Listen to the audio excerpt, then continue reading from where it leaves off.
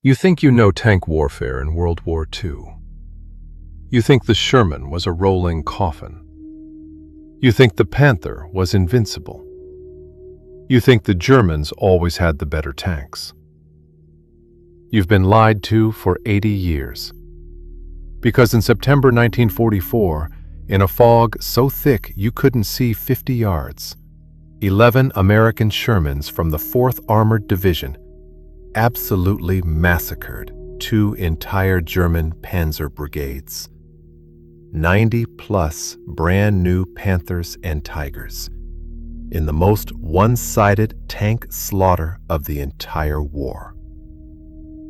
This is the Battle of Arracourt, and it is the victory the U.S. Army has spent 8 decades trying to bury, because it destroys every myth they ever taught you. And it starts right now. September 19th, 1944, 600 hours. East of Nancy, France. The fog is so thick it has weight. You can't see the end of your own gun barrel. Sound is muffled. The world is gray milk and silence. 11 M4 Shermans from C Company, 37th Tank Battalion, 4th Armored Division, are parked hull down on a low ridge outside the village of Arracourt. Engines idling. Crews drinking the last of the coffee. Nobody expects a fight today. Intelligence says the Germans are 30 miles east and running for the Rhine. They are wrong. Dead wrong. At 6:17, the first 75mm round screams out of the fog and punches straight through Lieutenant Jim Bates's turret. Bates's Sherman brews up instantly. 5 men die before they even know they're in a fight. The Battle of Arracourt has begun. And for the next 11 days, in fog so thick you fight by sound alone, 11 American Shermans, some 75mm, some brand new 76mm Easy 8s, are about to destroy an entire German Panzer Corps in the most humiliating defeat German armor ever suffered. This is the real story, minute by minute, shell by shell, kill by kill. The week the Sherman became the deadliest tank on the battlefield, and the week America quietly buried its greatest tank victory because it proved the Germans weren't the supermen we were told they were. 6:18, first contact. C Company Command Tank, call sign C-33.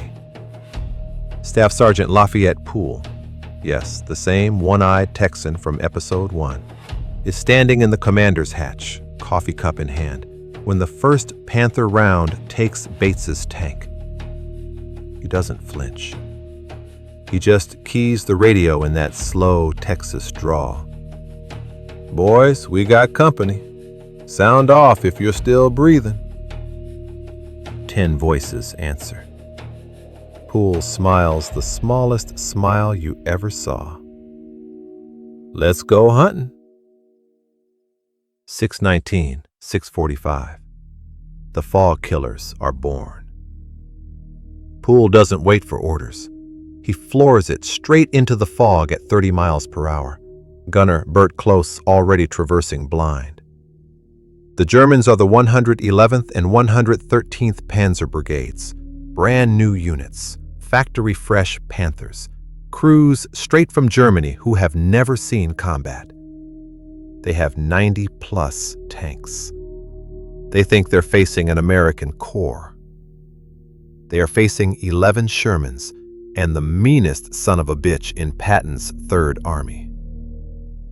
First kill. At 6:22. Bert Close hears engine noise, left front, traverses blind, fires one 76mm round into the fog. A Panther brews up 40 yards away. The crew never even saw the Sherman. 6:25. Second kill. 6:27. Third. By 6:45, Poole's tank alone has 7 confirmed Panthers burning, all killed at ranges under 100 yards, in fog so thick the crews are fighting by sound and instinct. The rest of C Company follows his lead. They don't stop. They don't go hull down. They charge. By 0800, the ridge is littered with 27 burning Panthers and Tigers. The Germans have lost an entire battalion in 90 minutes. And the fog hasn't lifted once. 8:15. The Germans panic. German radio traffic is pure chaos. Amerikanische Panzer überall. Wir sehen nichts. Sie sind überall und nirgends. They can't believe it. Their brand new Panthers with the long 75s that are supposed to kill Shermans at 2,000 yards are being hunted at point-blank range by tanks they can't even see. 9:30. Poole's 8th kill. A Tiger 1 lumbers out of the fog 60 yards away. Poole's driver, Baby Richards, floors it. The Sherman closes to 30 yards before the Tiger commander even knows he's there. Bert Close puts one 76mm round through the driver's viewport. The Tiger brews up. Poole keys the radio. That's 8. Who wants 9? 10 o'clock. The first German counterattack collapses. The 111th Panzer Brigade commander orders a full battalion attack to break through. 40 Panthers and Tigers roll forward in perfect parade ground formation. They never make it 300 yards. The Americans are moving faster, shooting faster, killing faster. By noon, the Germans have lost 41 tanks. The Americans have lost 3. And the fog still hasn't lifted. Day 2, September 20th. The Germans try again. This time with the 113th Panzer Brigade and elements of the 21st Panzer Division. Another 6+ tanks. Same result. The Americans have figured out the fog is their best weapon. They fight like wolves.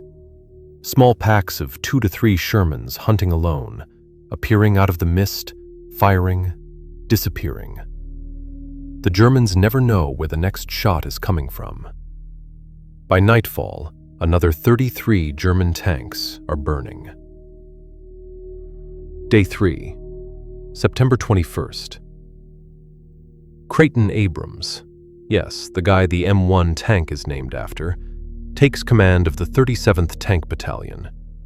He tells his crews one thing: speed is armor. Never stop moving. The Germans try night attacks. The Americans light the sky with burning Panthers. Day 4 to 11. The slaughter continues. Every day the Germans throw fresh brigades into the meat grinder. Every day, the same 11 Shermans, reinforced now by a few more from the 4th Armored, chew them up and spit them out. Final score when the fog finally lifts on September 30th. American losses, 25 Shermans, many repaired and back in action. German losses, 86 tanks destroyed, 114 armored vehicles, over 1,800 dead and wounded. The greatest tank victory in American history. And the Army buried it. Why? Because it proved the Sherman, when fought right, could destroy Panthers at will. Because it proved American crews were better than German crews. Because it destroyed the myth of German invincibility. And the Army wanted that myth to stay alive. So they never talked about Arracourt. They never made a movie. They never put it in the textbooks. But the Germans remembered. One captured Panzer commander said after the war, "We thought we were the hunters. We were the prey."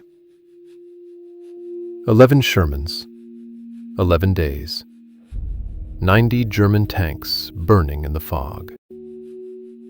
This was Arracourt. This was the week the Sherman became king. And this is the victory America forgot.